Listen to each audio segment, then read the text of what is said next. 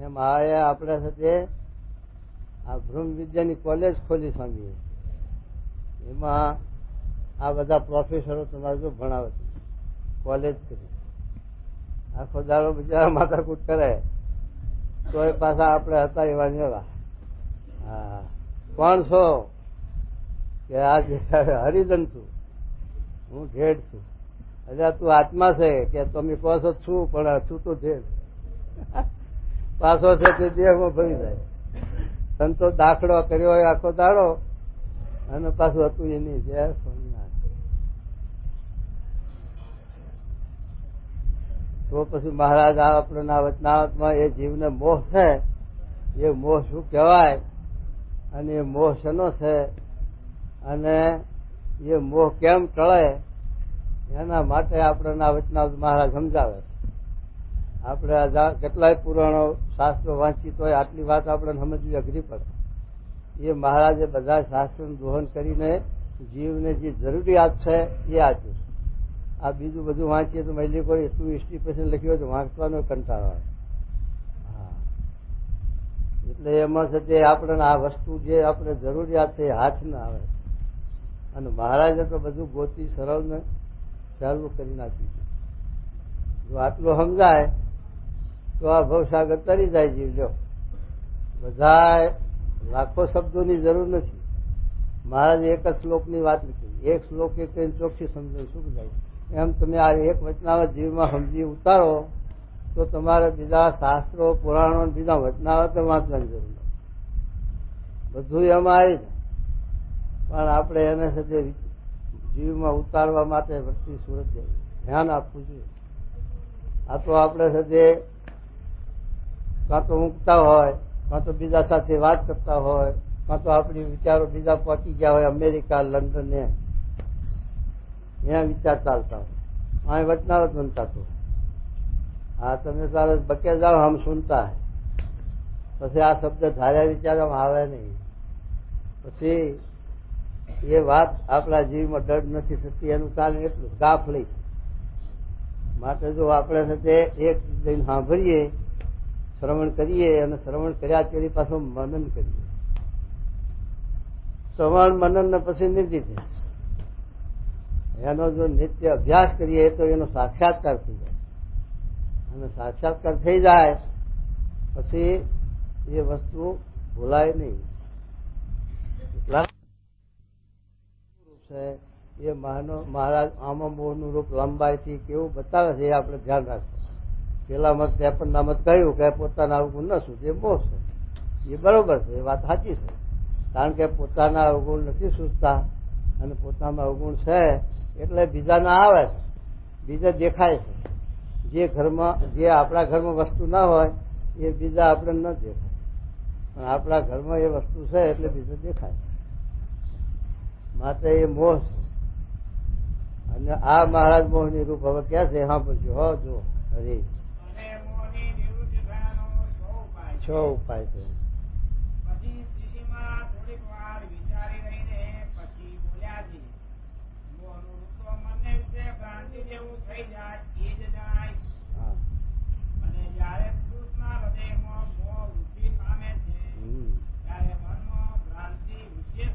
વિશેષ થાય છે ભ્રાંતિ.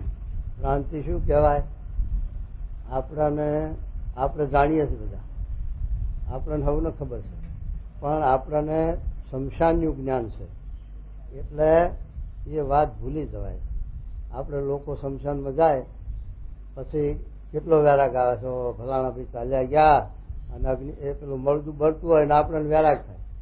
પણ એથી ઉઠી અને પછી આવ્યા અને લઈને પછી ઘર હામાં વાળા છે ત્યારે શું કરે છે?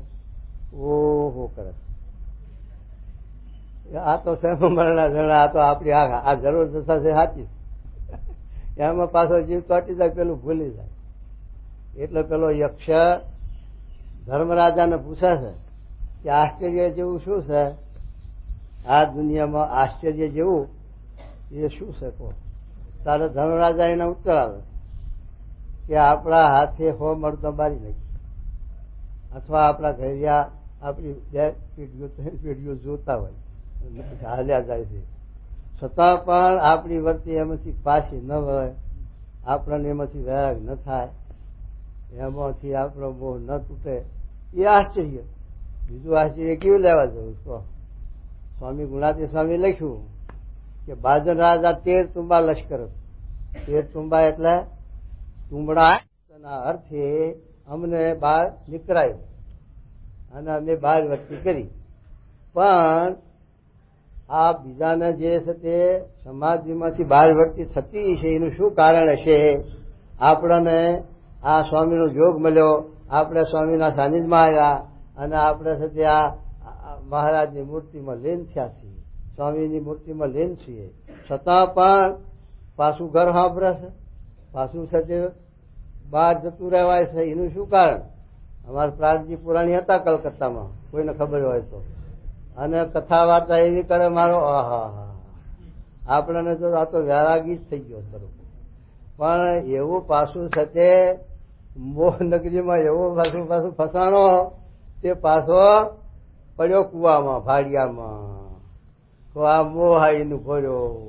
એમ મહારાજ કહે છે કે આ બીજાને સમાધિમાંથી, ભગવાનમાંથી, સત્પુરુષમાંથી મન તૂટી જતું છે ને બહાર અવાતું છે, એનું શું કારણ? તો એને આ બધો મોહ આવીને આડો ઉભો રહ્યો. એને આ જગતનો હજુ મોહ છે, આસક્તિ છે, નીકળી નથી, મોહ ટળ્યો નથી, મોહ જીવમાંથી જગત જીવ નથી, હજુ મેં ઘર કરી રહ્યું છે. આપણે વાસના શું છે? કુઠિત, પણ નિર્મૂળ થાય તો પછી ઉગે. ઝાડને કાપીને આપણે એના મૂળ સુધી છે જમીનમાંથી કાઢી નાખીએ તો પછી ફૂટે, પણ એના ઉપરથી કાપી નાખીને મૂળમાં રવા દઈએ તો ફૂટે પાછું. એમ આપણે હજુ મૂળમય છે, ઉપરથી કાપી નાખ્યું છે, વ્યવહાર સંબંધી છોડી નાખ્યા અને બધું કાઢી નાખ્યું છે. પણ પાછી મમ્મી સાંભળે છે, મારી મમ્મી રડે છે મારા વગર, એટલે મારે હવે મમ્મીના ફાયે જવું પડશે. અરે મમ્મી પડી તારી ખાડમાં, પણ આપણી અધોગતિ થાય એનું શું? તો આપણી અધોગતિ થાય એની કઈ ખબર છે કોઈને? તો હા, મમ્મીના ઠેકાણ, આપણે આપણા ઠેકાણ. કોઈને હાથો હિયારો ક્યાં છે? હે રહેતો તો હવનું થઈ જાય. ચોરા બધા 71 પેઢી, એકની મમ્મીનું શું, પણ 71 પેઢી લખી છે મારે, 75 ના જબરો ફાયદો. પણ સમજતો ને અરે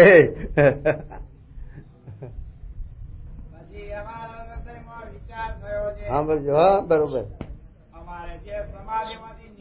અમારે સમાધિમાંથી નીકળાણું એ તો હા દયા એક નીકળાણું ભક્તોની. હા, એનું શું કારણ છે? આ સમાધિમાંથી આપણે તો નીકળે, પણ હવે અત્યારે જો ઘનશ્યામ સ્વામી મહારાજની વાણી કેવી સંભળાવે છે, અને આપણને આ કેટલી અત્યારે કેવું આનંદ વાતાવરણ લાગે છે કે નહીં? એ શાંત. પણ હમણાં મેથી ઉઠીને ભાગે મારો, એવું ચટપટમય થાય ને, ચટપટી. હા, બેહાય નહીં, સંભળાય નહીં, ઝાલ્યું રહે નહીં, ભાઈ ભાગે બાર. તો અને જેને વ્યસની હોય તો કલર ફાટી હોય તો વાત સાંભળવા ઉભો રહે. તો આપણે તો નથી આ બંધણી, બધા કોઈ પણ ગ્રસ્ત હોય બંધન કોકને, પણ આવી વાત, આવી કથા, આવું સમાધિ થઈ છે. પણ હમણાં તલફાટ જ બહાર જાય પાછો. એટલે કેમ બહાર આવવાનું સમાધિમાંથી? કે તલફ ફાટી હતી. આ મોહ લ્યો, મોહ ક્યાં લેવા જવો? એમ પેલા ઘનશ્યામ સ્વામી, આ ઘનશ્યામ સ્વામી નહીં હોય પાછા નાદા જોગ્યા, સમાધિમાં બેઠા ધ્યાનમાં, મહારાજનું ધ્યાન કરે. ત્યાં પેલા દાદા ખાતેના ઢોરામાં હાથ ફેરવે. ચોંતરી ભેંસ હતી આવડી, ચોંતરું કપાસ ધોરું, એના ઉપર હાથ ફેરવે. ગુણાતી સ્વામી કે પકડ્યું અંતર કે ઘનશ્યામ સ્વામી અત્યારે મહારાજનું ધ્યાન મૂકી, મહારાજની મૂર્તિનું સુખ મૂકીને આ ધોરામાં શું અવતારે આવે? અરે સ્વામી, મને હું ધ્યાન કરું છું, તું તો નાખો ખોટું મારા માથે, કે હાથું બોલજો. ચોંતરી ભેંસ ઉપર હાથ ફેરવતા હતા કે નહીં? પછી ખમચાણા કે હા સ્વામી, તમે મારું અંતર પકડ્યું હો. તમે, હું જાણતો તો ખંડિયા, પણ ચક્રવર્તી હાટા.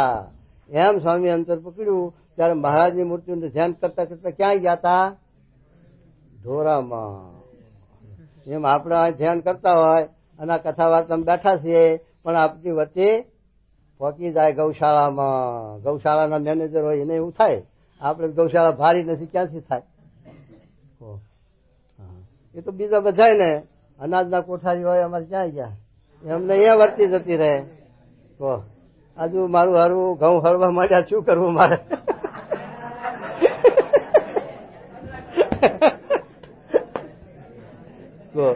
સમાધિ પાછી ઉતરી જાય. હા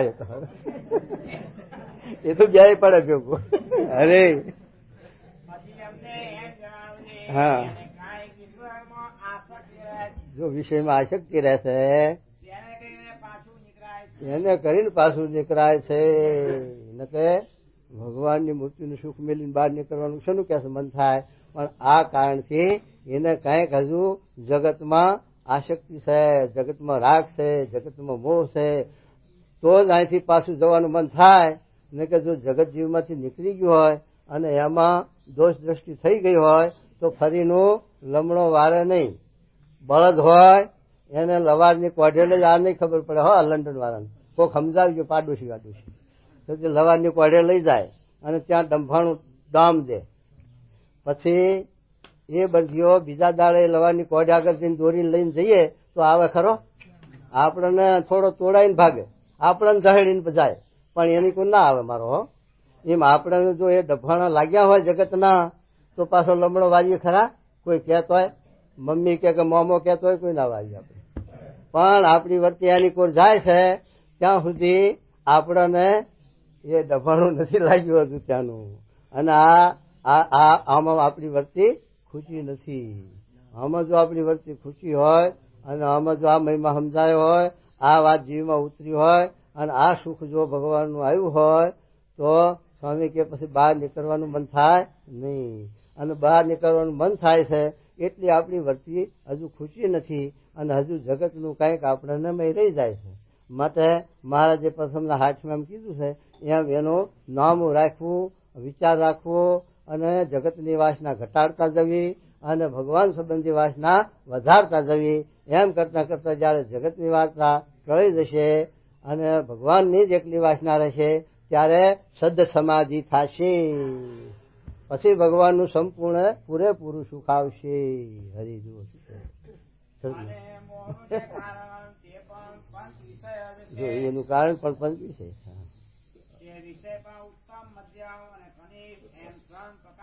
હા જયારે ઉત્તમ વિષયની પ્રાપ્તિ થાય અને તેમાંથી કોઈ અંતરાય કરનારો આવે તે ઉપર ક્રોધ થાય અને પછી ક્રોધ થકી મોહ થાય છે.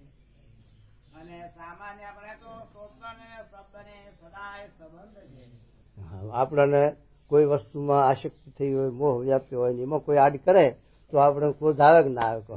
મને મહારાજે 44ના વચનામાં લખ્યું કે ભોજન જમતો હોય, ઉપાસ્યું હોય અને પછી કોઈ કાંકરા નાખે ભાણામાં કે ધૂળ નાખે તો કેટલું આપણને વહમું પડી જાય, અથવા કોઈ બળબળનો ડામ દે તો કેટલું વહમું પડી જાય. એમ આપણને ખટકે. કારણ કે આપણો છે પેલો આપણી જે વસ્તુમાં આસક્તિ છે, મોહ છે, એમાં જે આડ કરે તો લોયાનું હત્તરનું વચનાવત મુક્તાનંદ સ્વામી જેવાનું પણ માથું ઉડાડવા તૈયાર થઈ જાય. જો સ્વભાવનું દોષનું ખંડન કરે તો મુક્તાનંદ સ્વામી જેવા મોટેરા હોય એનું પણ માથું શસ્ત્ર કરીને ઉડાડવા તૈયાર થઈ જાય. આવો જીવનો સ્વભાવ છે. જીવા ખાતરને મોહ હતો અને જો છે દાદા ખાતરને વિશે ઈર્ષા હતી તો છે મહારાજનું પણ માથું કાપવા માટે તૈયાર થયા હતા. અને તે રામ ખાતરને દાજરામાં ઉભો રાખ્યો હતો ઉગાડી તરવાર લઈ કે મહારાજ સ્વામિનારાયણ ભગવાન દાજરામાં આવે અને તું માથું કાપી નાખજે. આવું છે તે મોહનું રૂપ છે. જો આ મોહ એવો થયો એને લઈને ઠેઠ ભગવાનને પણ મારવા તૈયાર થઈ ગયા એ જીવા ખાતર. આવી રીતે આ મોહ એવો છે કે આપણને મોહમાં કોઈ અંતરાય કરે, કોઈ આપણને રોકે, ખાળે તો એના ઉપર પણ આપણને ક્રોધ આવી જાય. તો શું કહે જુઓ?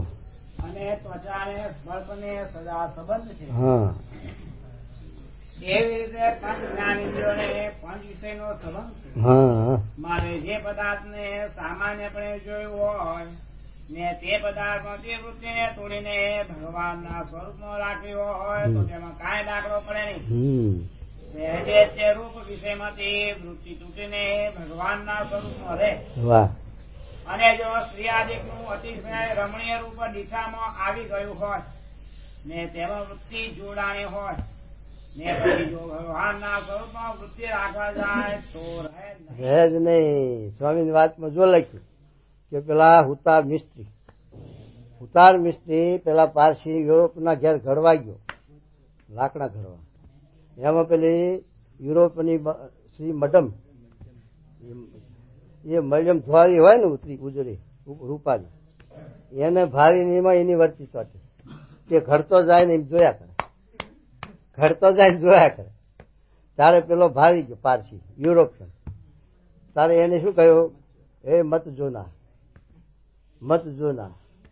2-3 વાર કહ્યું, પણ પેલાની બચ્ચાની વર્તી ફાટેલી અને વર્તી તૂટેલી, તે વર્તી જાય જ, જોયા વગર રહેવાય નહીં. પછી પેલો યુરોપિયન હતો એ ખીજો, એને ક્રોધ આવ્યો, શું કર્યું, આંખો કાઢી લીધી, શરીર લઈ અને આંખો એની કાઢી લીધી. તારે જોઈએ મોહમાં શું થયું, આંખો ફૂટી, મોહમાં કાળજું તૂટે. એમ છે આ મોહની વાત કે એમાંથી પછી વર્તી છોડવી કઠણ પડે, અને એમાં કોઈ છોડાવે તો પાછું એના પ્રાણ નહીં કે આપણા નહીં. હરી ચીજ પણ ઠેકાણે રહે નહીં. માટે જ્યાં સુધી રમણીય પંચ વિષયમાં ચિત્ત લોભાય છે ત્યાં સુધી મોહ કરે નહીં, ત્યાં સુધી મોહ ન કરે. અને જયારે એને ગમતો વિષય હોય ને તેમાં ચિત્ત તણાતું હોય ને સંત તથા ગુરુ તથા પોતાના ઈષ્ટદેવ જે ભગવાન તે જો નિષેધ કરે તો તે ઉપર પણ રીસ ચડે. એના ઉપર રીસ ચડે. કહો આપણો સ્વભાવ મુકાવે, પ્રકૃતિ મુકાવે, દોષ મુકાવે તો સ્વામી ઉપર ક્યાં રીસ ચડી જાય, ગુરુ ઉપર એવું કીધું. હા, અને તેનો દ્રોહ થાય, એનો અવગુણ ભાવ લેવા માંડી પડે. અને તેનું વચન પણ મનાય નહીં. એવું જેના અંતરમાં વર્તતું હોય તેને મોહ કહીએ. એને મોહ કહીએ. હરી એ ભગવાને ગીતામાં કહ્યું છે, હા, જાય તો વિષયાન પુરુષ સંગતે સુભજાયતે સંગાત સંજાયતે કામાત ક્રોધો વિજાયતે ક્રોધાત ભવતિ સમોહ સમોહાત સ્મૃતિ વિભ્રમ સ્મૃતિ ભ્રંશાત બુદ્ધિનાથો બુદ્ધિનાશાત પ્રણશ્યતિ. માટે આ વચન જે શ્રી કૃષ્ણ ભગવાને કહ્યા છે તે પરમ સિદ્ધાંત રૂપ છે. એનો શું અર્થ કીધો, કહો, અર્થ સમજાવો.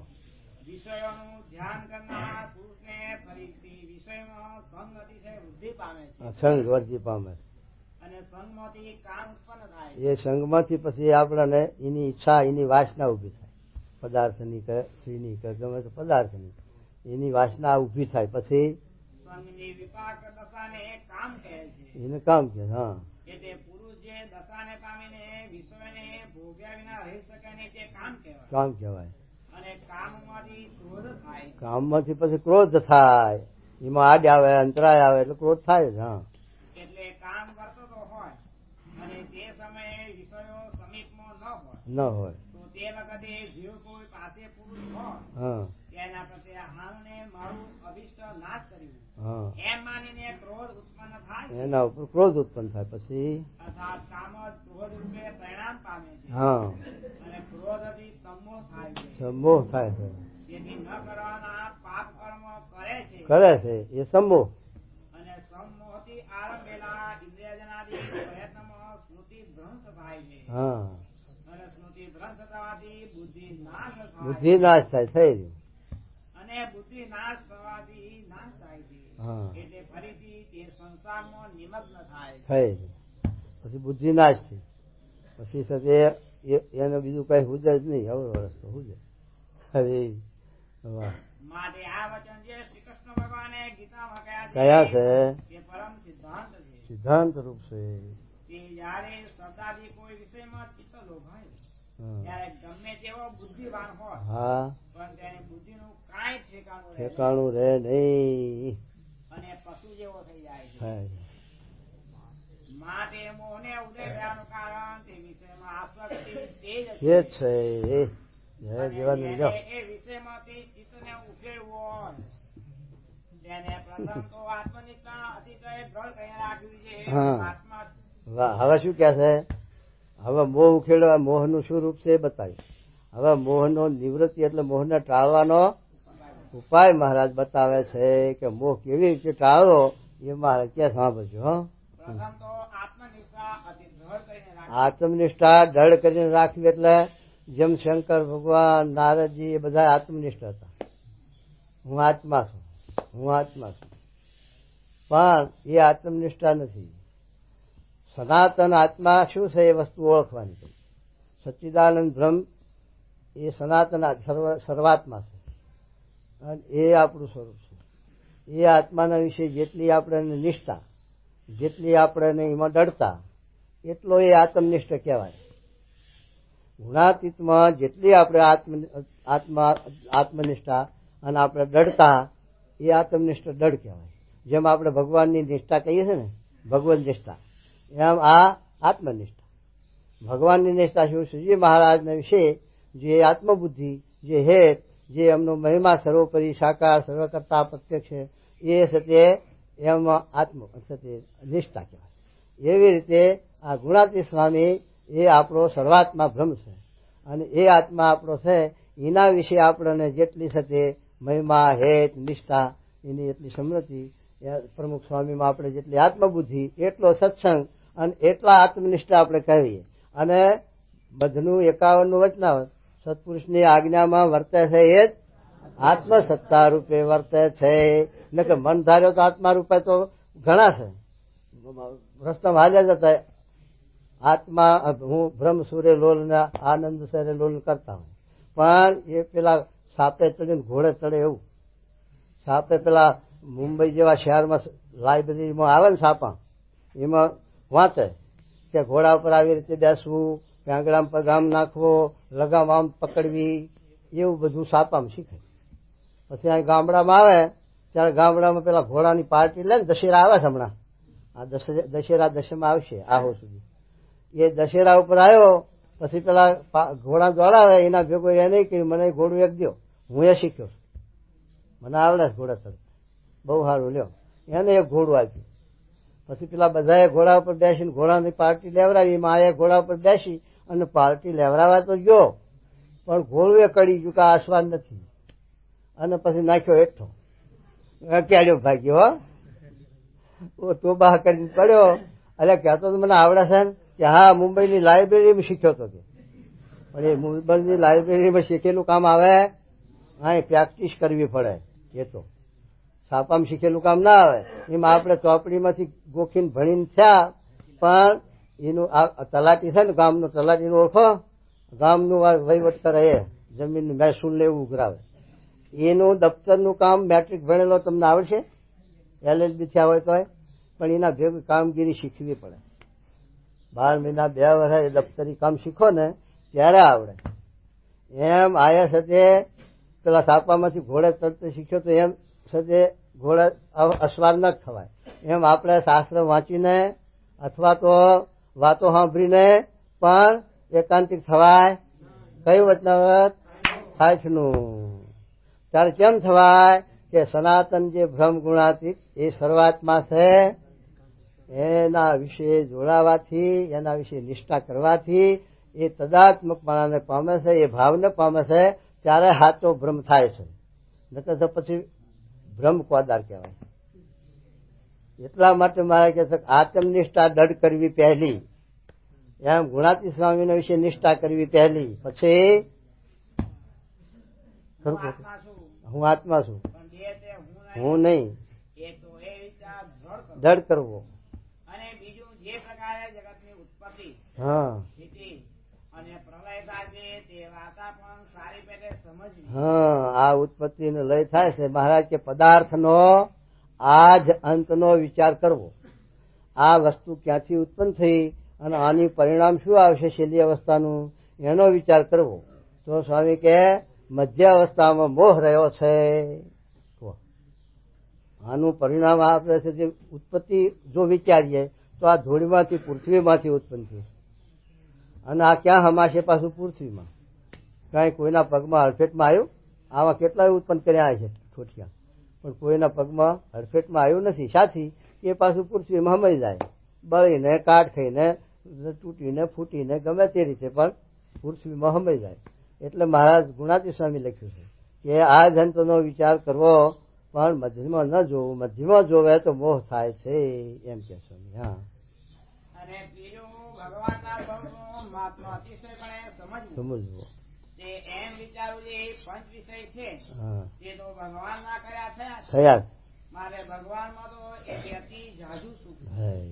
મારે જે શબ્દ હોય તેમાં એટલું શબ્દ સંબંધી સુખ હોય, પણ બીજા જે ચાર વિષય રહ્યા તેનું સુખ શબ્દમાં ન હોય. જો હત્યાનું વચનાવત આવ્યું છે જાણે એક કળા વિશે ભગવાન નું સુખ રહ્યું એ વાત આવી ને હત્યાના જેવું જ અમે પ્રશ્ન આવ્યો શબ્દ. એવી રીતે સ્પર્શમાં સ્પર્શનું સુખ હોય પણ બીજું ન હોય. તેમજ રૂપમાં પણ રૂપ સંબંધી સુખ હોય, તેમજ રસ ને ગંધ તેમાં પણ પોતપોતા સંબંધી સુખ હોય, પણ એક વિષયમાં પાંચ વિષયનું સુખ ભેળું ન આવે. અને ભગવાનનું જે સ્વરૂપ છે તેમાં તો સર્વે સુખ ભેળા રહ્યા છે. તે એક દર્શન કરે તો પણ તે ફક્ત પૂર્ણ કામ થઈ જાય. ગોપીઓનું વચન આવશે.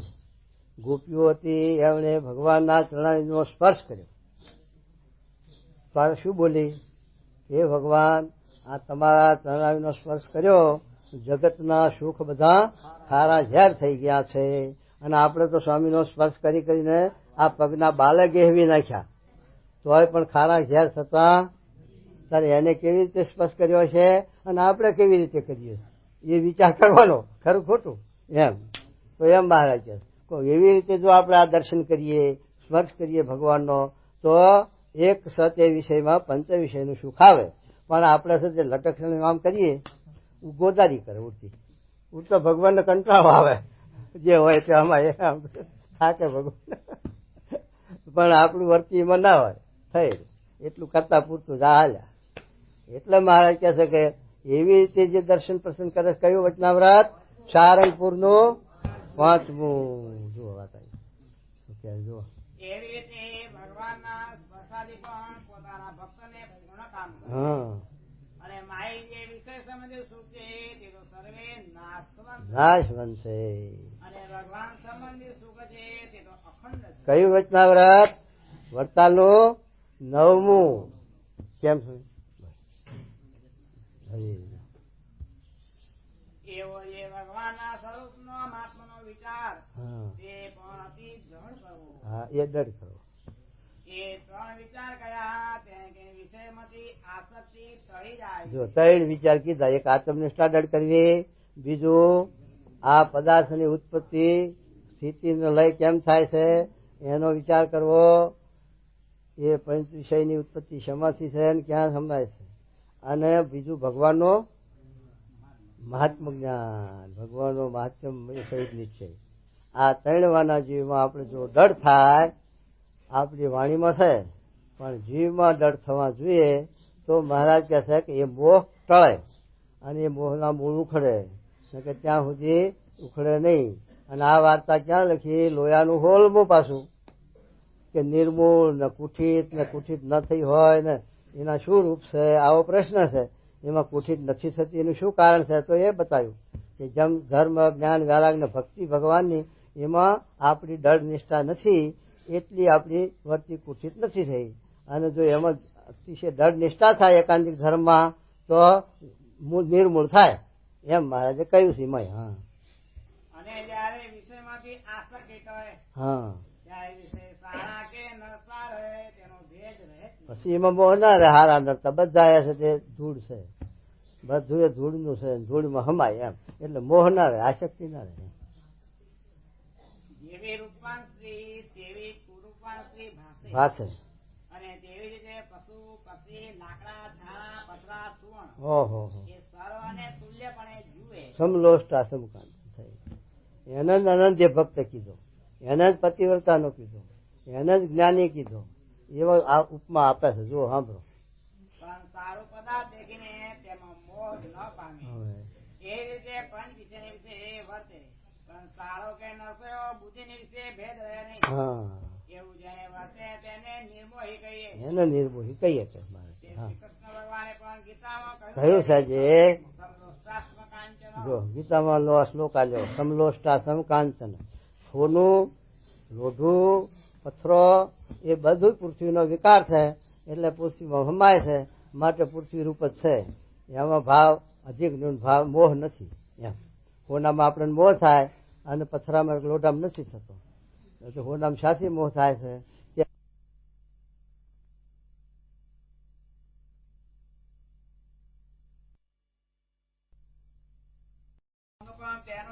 પતિવ્રતાની ભક્તિ પણ એની જ જાણવી, અને જ્ઞાની પણ તેને જ જાણવું. જ્ઞાની પણ એને જ જાણવો.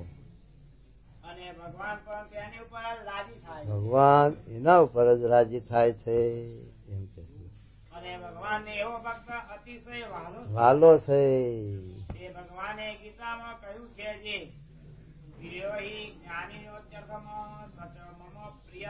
જ્ઞાની મને પ્રિય છે, જ્ઞાની મારો આત્મા છે, જ્ઞાની નો હું પ્રાણ છું, એમ ભગવાન કે જ્ઞાની સાથે વાલો કે આવી રીતે એને આ પ્રકૃતિનું કાર્ય છે એમાંથી મોહ તૂટી ગયો છે અને ભગવાનમાં એને મહિમા સમજાણો છે, એટલે એવો ભક્ત ભગવાનને વાલો હોય. એમાં શું હરે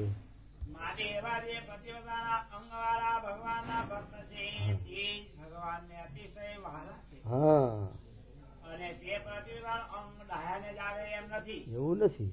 જેને ખપ હોય તેને સૌને આવે. ખપ હોય કલ્યાણની મોક્ષની એને હવને પતિવ્રતાની અંગ બંધાય. ડાયો કે બુદ્ધિવાળો હોય ને બંધાય એવું કઈ નથી. કારણ કે ડાયા બુદ્ધિવાળા ઘણા દુનિયામાં રખડે છે, પણ એને આ માર્ગ નથી ઉઠતો. આ ટેલિવિઝન કાઢનારા, પ્લેન ઉડાડનારા, ચંદ્રના લોકમાં જનારા એને સ્વામીનો મહિમા સમજાશે, એનો સંબંધ થશે, એનો જોગ થશે, તારે એ બુદ્ધિ છે ને. પણ એ બુદ્ધિ શા કામની? એ બુદ્ધિ અલૌકિક છે. એમ જેમ સંસારમાં બોરી સ્ત્રીઓ હોય ને તે પતિવ્રતા હોય અને ડાઈ હોય ને તે વ્યભિચારીણી હોય, માટે ડાયા બોરાનો કાંઈ મેળ નથી. એ તો જેને કલ્યાણનો ખપ હોય તે પતિવ્રતાનો અંગ રાખીને ભગવાનની ભક્તિ કરે છે. અને જે એવી રીતે સારા નશા વિષયમાં સમાન બુદ્ધિ થઈ તે તો જાણે છે એક દિવસે એમ કરી લઉં. હવે એક દિવસે કરવા બેસી ન થાય. એ તો એને ટાઈમ જોઈએ. આવી સમજણ કરવામાં, આવી સ્થિતિ કરવામાં, આપણને અભ્યાસ કરવામાં, શ્રવણ મનન નિધિધ્યાસ કરવામાં એનો ટાઈમ જાય તો આવી સ્થિતિ થાય. એનું દ્રષ્ટાંત મહારાજ આપે છે. કાળો પથરો હોય કુવા ઉપર, પાવઠા ઉપર, પાવઠો કુવો ભારે જ નહીં હોય છે. આ લંડન વાળે શું કેવું એ જ નહીં ખબર. એ કુવા ઉપર આમ પાવઠો હોય ને દોરડી પાણી ખીંચે, એમાં કાપો પડી જાય. આમ પથરામાં, કાળા પથરામાં દોરડી તો હુત જ નહીં હોય, પણ એ કાપો પાડી જાય. એમ એ કાળે કરીને આવી રીતે જો આપણે સત્ય સત્સંગ કરીએ તો ગહારો લાગે અને સત્ય આ મોહ તૂટે અને ભગવાનમાં વચ્ચે જડાય. એમ કે હરી ઉતાવળે એ કામ થાય નહીં. આજ આંબો વાળા પાસે કે કાલ કેરી કેમ હાલતા નથી? એ કેરી તો 10 વર્ષે આંબો હાલે, વળી કલમી હોય તો 2-4 વર્ષે આપે. અરે